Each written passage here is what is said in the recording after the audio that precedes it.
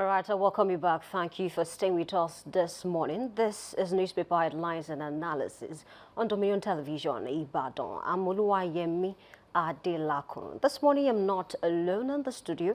I have with me Lekon Shobowale, a journalist and public affairs analyst, a good one at that. All right, before I allow you to speak on some of the issues we have this morning, let me start from Nigerian Tribune.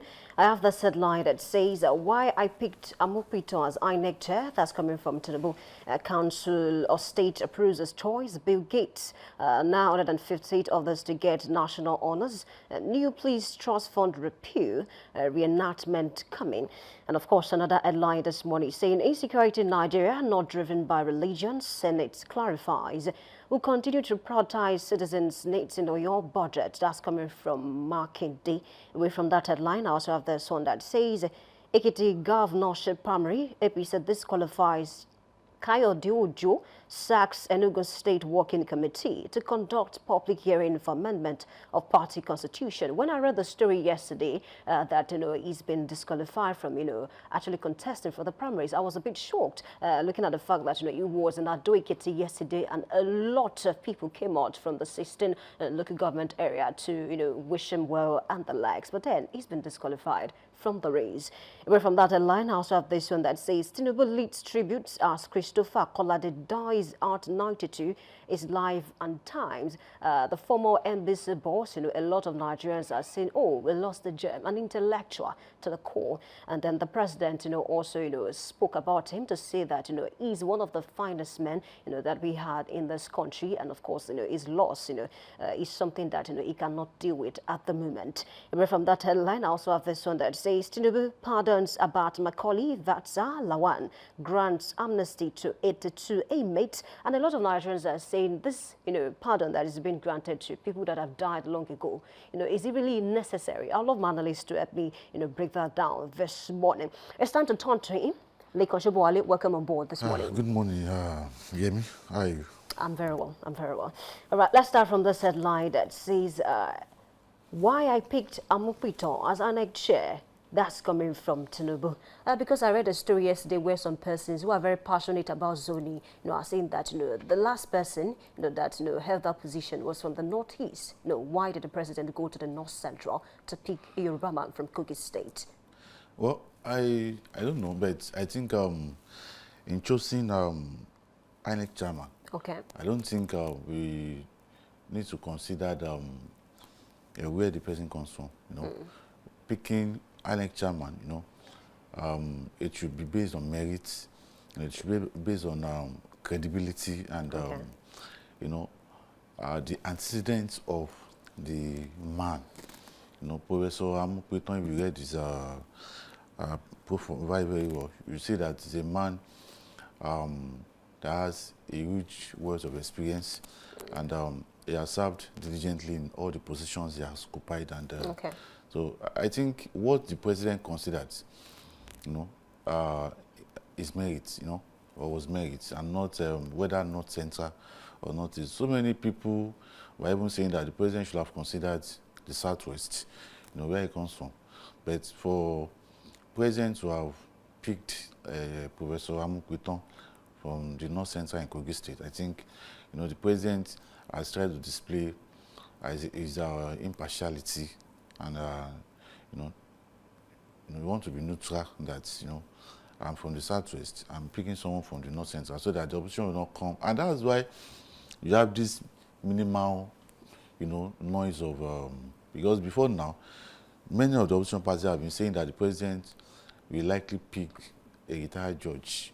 You understand, a Yoruba man, and they have been spiting fire that if president should pick that person and all those. But the president called them unaware, and that because nobody ever think that Professor Amupito will be picked as the INEC chairman. So for me, it is a good thing. And looking at the profile of the man, I think the man performed because he was picked on merits. But he's also a Yoruba man. Yes, he's a Yoruba man. You can say, look at NNPC. Bayo Julari is a Yoruba man. But he's from the north. So, we in this country we have Sunday Awoniji, who was I think from Kaduna, yes, it was from Kaduna. And at the time, he was the chairman of Arewa, youth, Arewa, all this northern region there. So, it doesn't really matter. The name does not really matter, you understand? Okay. The man hails from the north center of Kogi State. So, whether he bears Yoruba name, look at Bukola Saraki now. Bukola Saraki is from Kwara State, and he claimed he's from the north. So, it doesn't really matter the name. What matters is Amukuton is representing the north center and not representing the southeast. Okay. So he can bear Yoruba name. It doesn't really matter, but we all know he's from the north center, from Kogi State. All right, it's a fine place to leave it. I also have like good intentions concerning this man. I want to believe that he's going to do well. Yes, he has been advised to make sure that he sustain the tempo of electoral reforms. Transparency. We don't look at some of the reactions of the opposition political parties. It has been so minimal.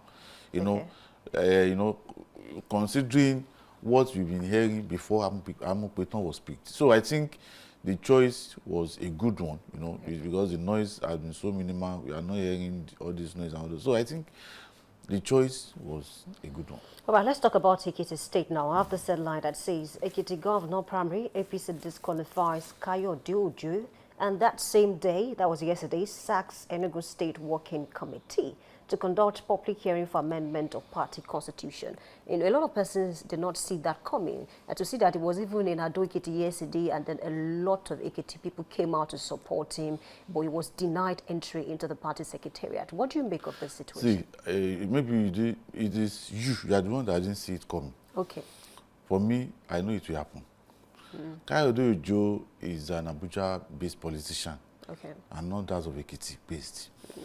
And if you look at what has been happening in Ekiti State, you look at the political trend in Ekiti State, you discover that Oyebamiji or Biodo Oyebanji Bao is enjoying, 100%, or well, let me say maybe 95% support from the people of Ekiti State. Not only from the people of Ekiti State, from the stakeholders in Ekiti State, from the current Minister of Solid Minerals, Alake, even President Bola Ahmed Tinubu.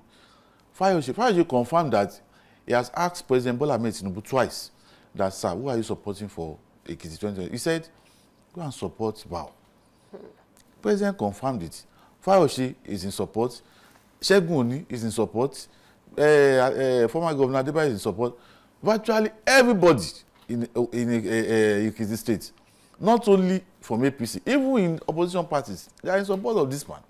So they have all concluded, because this is the first time they will be having we all know what has been happening in Ekiti State. Okay. From Fayose, the drama of Fayose and Fayemi, that of Segun Oni, there has not been this kind of unity in Ekiti State. We are seeing this for the first time. So all of them came together, I think, a month or 2 months ago, and endorsed Bao. And even APC, the National Secretary of APC, Bashir Ajibola, is saying that they will be waiting to see the person that will come, because on the day of the endorsement rally, Bashir Ajibola was there, and he made a statement that they will be waiting for the person that will come and pick the form that they want to contest with Bao. So I think they don't want to waste their time. So the best thing they do is, let us just disqualify this man, forget about all this, so that you can concentrate on the election. I'm telling you, Fayose said it, that Bao will be the second person that will be winning all the local governments in Ekiti State after him. Okay. So all the stakeholders, all political interests in Ekiti State, everybody, they have rallied, in support of Bao. So I don't know how Kayode Ojo is an Abuja politician, he talks on social media, on newspapers, all those stuff. So I know that, see, talking about rented crowd, we have it in politics. You understand? You give them 2,000 naira, they come out. It's not equal to vote, that's what you're saying. You don't understand. So you can easily have crowd. See, if I need 5,000 crowd now in front of Dominion TV, they just to give them some amount of money, they will all be here, even when they don't know me, even when they have not heard my name before. All what they need is, you used to say that, politics has monetized. So it's all about money. So it has something to do with crowds. Okay, let me ask you this. I watched a video where Bao said that, for someone who took APC to court, is it that it didn't factor into consideration that a time will come when it will need a party? Do you think this disqualification is connected to that, incident? Yes, it can now. Of course, it can because Kayode Ojo has not been so. Kayode Ojo is not enjoying a very good relationship with APC. He's not enjoying it because I don't know I don't know that. I don't know the reason for his decision. Okay. To come out and be saying he wanted to be governor of Ekiti. I don't know because Kayode Ojo is not popular. Bao has been in Ekiti politics since 1999. But it's just that Bao has been so, is a very calm person, very quiet, easygoing gentleman. But Kayode Ojo has not been visible in the Ekiti politics. He's not popular. He's one of those politicians that believes that he can do anything from Abuja. So, I don't know. The man has not been so good, even within the APC camp. And to make the matter worse, it took them to court that. So, I keep wondering that why will Kayode Ojo be planning to contest for the governorship of Ekiti State? Who will vote for him? Even at the screening, they will just, I don't know. So, for me, I've been expecting this because I know personally that Kayode Ojo can never survive that political onslaught when eventually, declare his decision to contest for the Ekiti governorship. All right. I think we have just two persons, Bao and then Oluremi. Let's see how that will play out. It's just Bao and others. For me, see, that's what I'm saying. For the first time in Ekiti State, all stakeholders, Baba Afe Babalola, all of them, they have declared their support for Governor Bao. So I don't see, conduct primary from today to tomorrow, even the main election. Okay. So I see Bao all the way coming back as governor of Ekiti State. All right, yes. Let's fold our hands. Let's talk about this headline that says, Showore to lead free in Kanu now. Protest October 20 in Abuja. I think, a lot of, things have been happening online before today, we're speaking about the fact that, okay, the way it's been held is not fair enough. And then he called out the likes of Atiku, or maybe extended invitation to them, Atiku, Peter Obi, and even some governors in the Eastern Part, Alex Soti, thank you very much, that, okay, let's march down to Aso Rock, October 20, to demand, Nnamdi Kanu's freedom. Is this a good way to actually solve this matter? And then if yes, how well can this protest, be done so that, people who are already aggrieved or agitated about this matter will not hijack the protest? Well, see, for me, the protest just makes things worse. Because you want the president to release Nnamdi Kanu. You are now calling on Atiku, you are calling on... I don't know how Showore thinks. I don't know, I'm surprised. But what I want to believe that is... one thing to plan a protest is another thing for the protest to be actualized or to be realized. Okay. For me, I don't see Atiku will never be that idle, and I don't see any of the governors, even including Alex Oti, to be so idle and following Showore. Who is Showore? That Atiku Abubakar will now be following him. Politics aside, Showore, I don't see the protest working. But like I used to say, this issue of Nnamdi Kanu is taking a whole lot of time, and it's becoming a sort of distraction, even to the government. Look at Simon Ekpa, less than 6 months in Finland, the man was convicted and is now enjoying himself, in the Finnish prison now. So I think I've said this over and over again. The president should just take a decision on Nnamdi Kanu. He's taking, maybe the Southeast governors, maybe if they all come together, appeal to their northern counterpart and the southern counterpart, the southwest, the south-south, that's the Southeast government, they can just come together and, all the governors, and appeal to Governor Bola Ahmed Tinubu. Okay, dialogue is better than protest. Yes, okay. I appeal to President Bola Ahmed Tinubu to dialogue with him. What can we do? How can we don't need this. This is distracting us, the noise. So I don't see that protest, Showore, Showore now, in his usual character in organizing unnecessary protests. Protest for what? If you want federal government to release Nnamdi Kanu, so it's Atiku Abubakar that you now be inviting to join your... But Atiku responded to him after the tweet. See, you know, they are all fair weather friends. You know, Yoruba will say, Otelo Pamopo. And that is why it will be so difficult for the president to even look at their side. So you understand? But for me, I strongly believe that, you know, Atiku should not be that idle, you know, joining Showore, you know, someone that has addressed the president, that has called his president a criminal, someone that has continued to, you know, has been tarnishing the image of the president, tarnish the image of public officials, no matter what happened. You can never do that in the United States of America, can never do that in the United Kingdom. So I don't think if Atiku is such an elder statesman, as he used to call himself, I don't see him joining that Showore. And anybody that joins Showore for that protest will only be identifying himself or herself as an enemy of the president and as enemy of the states. All right, I thank you for your input on that. Let's talk about this very quickly. I have this headline that says, about Macaulay, 174 others get Tinubu's presidential pardon. And for Abba Macaulay, I think he was convicted twice by the British Council, first in 1913, to say that issues around the mismanagement of funds, you know, basically. So Nigerians are asking, why is it that, what's the importance of this pardon, you know, especially for people who are long gone? What do you make of that? Well, I don't know. You know, I'm surprised when I saw it yesterday. It's maybe, you know, even they are gone, but they still have their great grandchildren, you know, living. You still have some Macaulay around, you know. Okay. Maybe to change the narratives, you know. Maybe to change, you know, the tone of history, you know. Okay. So I think it's good, you know.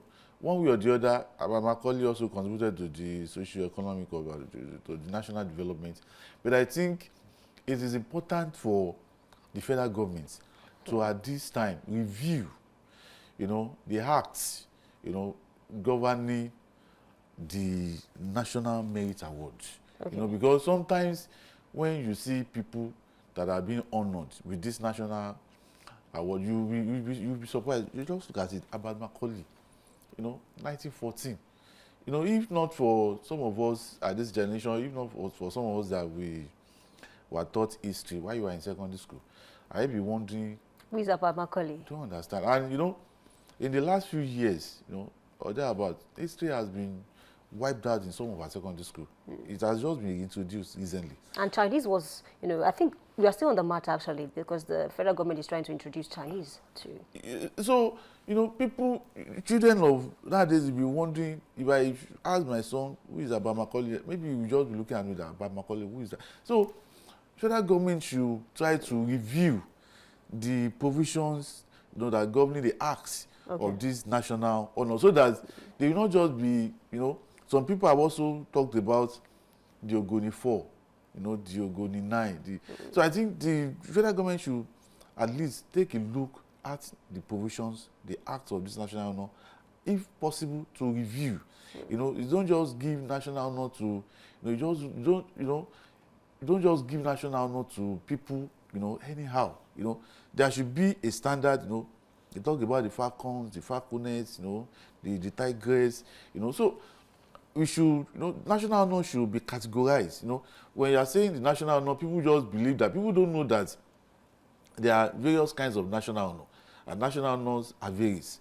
You understand? And some people even confuse national honor with a national merit award, and these are different things entirely. So federal government should be able to come out, you know, categorize all these things and review, or if possible, and repeal, you know, the way the National Assembly used to say that. They repeal some of these acts so that it can measure up to the current reality, you know, of nowadays, so that people can have better understanding with all this national honor. You cannot just imagine, you know, the moment Professor Mahmoud Yakubu resigned, the president pronounced that he'd be given a national honor.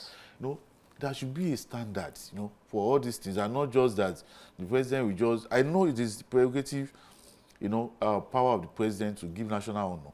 But at least, the act governing the national honor, is made, and can be reviewed and repealed by the National Assembly.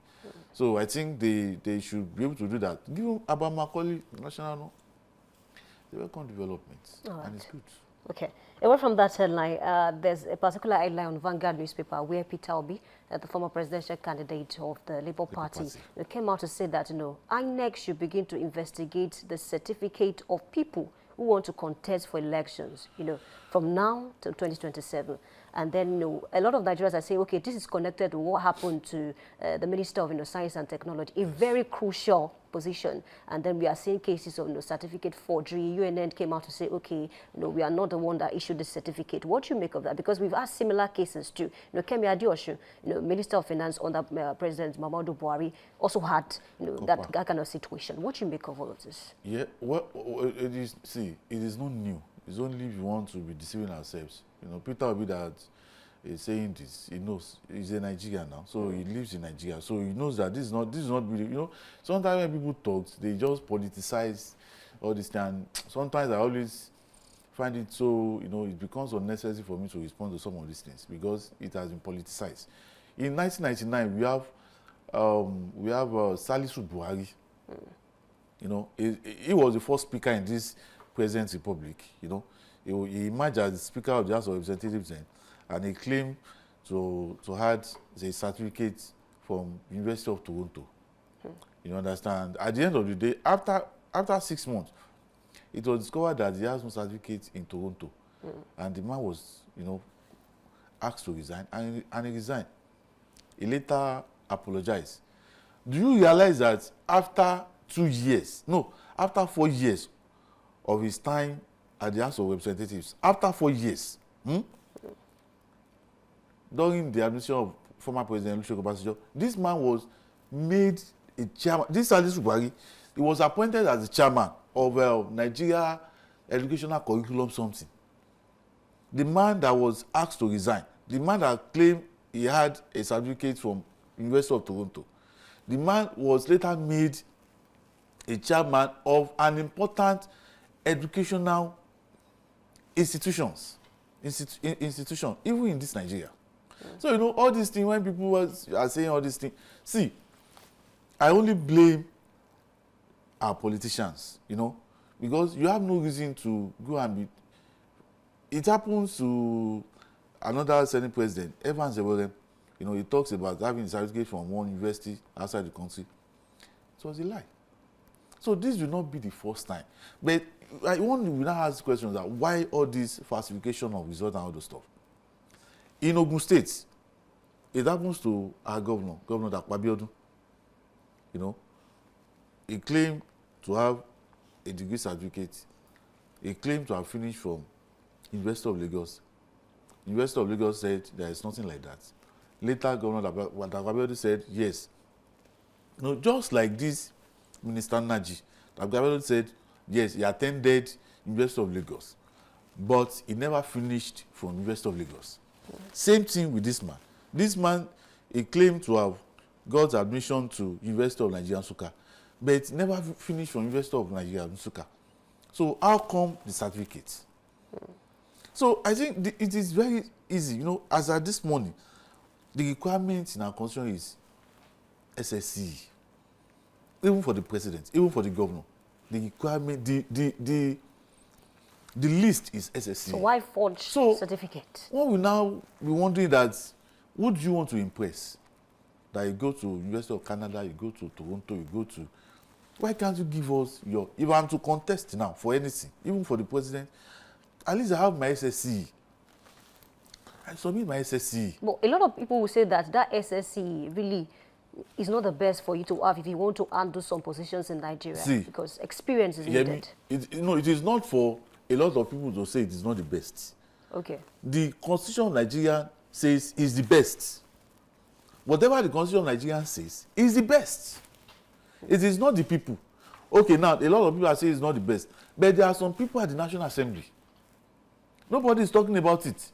Nobody is looking at, let us review this qualification or criteria for being the president of Nigeria. Nobody is talking about it. So it is not. Even the president had this issue at a point. Of course. Even till now, he's still having the issue. See, you know, Nigerians likes to engage in beer parlor discussion.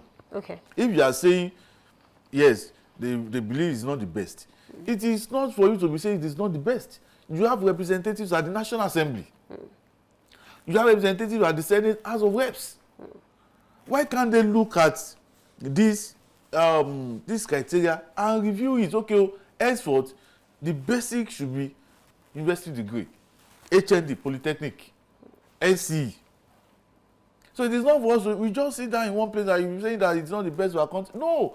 What is the duty of our National Assembly, our lawmakers? And of course, the Constitution, like you mentioned, the same way Nigerians were arguing that, okay, why should the president, you know, still choose the INEC chair? But then that is what we have in the Constitution. Is, you know, the Constitution, see, for us to solve most of these problems, you know, we have been on Constitution amendment since 2003 or 2007 or thereabouts. Review upon review. Review upon review. Okay.